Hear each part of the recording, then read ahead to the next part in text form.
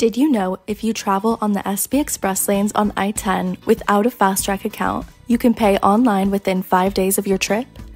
Start by visiting sbexpresslanes.com, then either select the Pay Online tile from the home screen or hover over Ways to Pay and click on Pay Online. Next, click on the blue Pay Online button.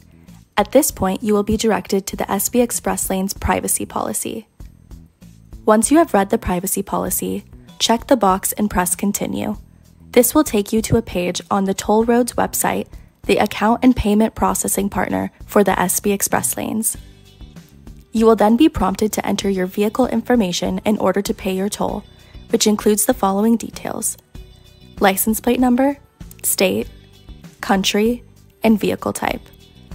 Once you've completed the required steps, enter the dates you drove the SB Express Lanes on I-10 to automatically calculate tolls owed.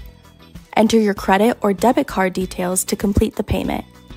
Finally, review all your information to ensure it is correct. After you have done so, make sure to press Submit.